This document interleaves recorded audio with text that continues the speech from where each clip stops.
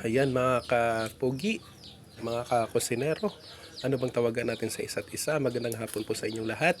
Ito na naman tayo. Nagbablog na naman tayo. Okay? Nagluto ko ako ng ng baka na ibinigay ng aking kapatid na si GR. Alright, ayan. Hindi ko na po na isa-isa yung mga ingredients nito mga kapugi. Kasi nagmamadali tayo kasi may pupuntahan pa kami mamaya, mamalingki pa kami sa aming munting tindahan. Ayan. Alright. So instead na sabaw lang siya na na baka, lalagyan ko pa ng sinigang. Ayan, sinigang sa sampalok mga kapugi. Ayan, alright. So titikman lang natin to kung masarap na ba siya o swak na ba. Huwag niyo nang pansinin itong maliit ko na na lutuan dito. Huwag niyo nang pansinin yung kaldero ko kasi open face masyado siya. Mayroon man tayong kusina din doon sa loob dito, parang kung magpapakulo ako ng karne dito ako sa labas. Tingnan natin, sabaw pa lang, ulam na. Ang sarap mga kapogi. Ayan, sinabawang baka. Alright.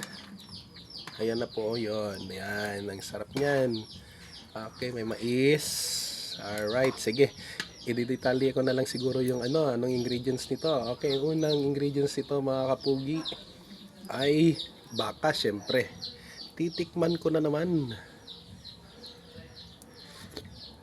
Ang sarap mga kapogi. Ayan. Yan. DIY lakan ko dyan. Liston lang ginamit ko dyan. Yan. Alright.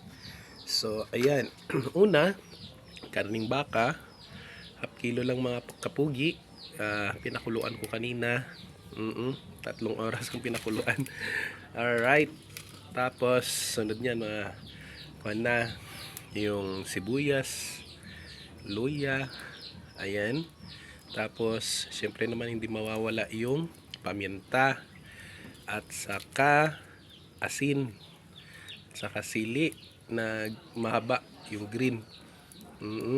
Ayan. At saka may mais tayo.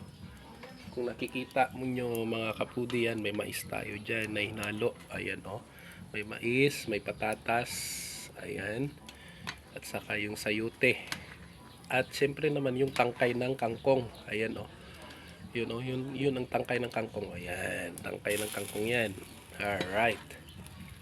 Okay. Yan, maisalo-halo na siya. Ang sarap kaya nito. Ang sarap. Amoy pa lang mga kapugi. Ulam na. Alright. Kung wala tayong ginagawa po dito sa bahay, kung nasistress tayo, pagluto na lang tayo, magpakabusog na lang tayo mga kapugi. Alright. So, ayan. Ito na si Kapuging Erwin, idol nyo sa kusina. Alright. Sige. Ayan. Tapos kung naglaba kanina, ito na. Sarap ng sabaw. God bless everyone. Ayan. Okay, kumukulo-kulo na siya. Amoy pa lang ulam na. God bless everyone. Happy holidays. Don't forget to subscribe my channel, Erwin Agtarap. And also, don't forget to follow my page, Erwin Agtarap. Always, kapugi nyo, kakusina nyo, ka-DIY nyo, kung ano bang tawagan natin sa isa't isa. Hala, birada. Bye-bye!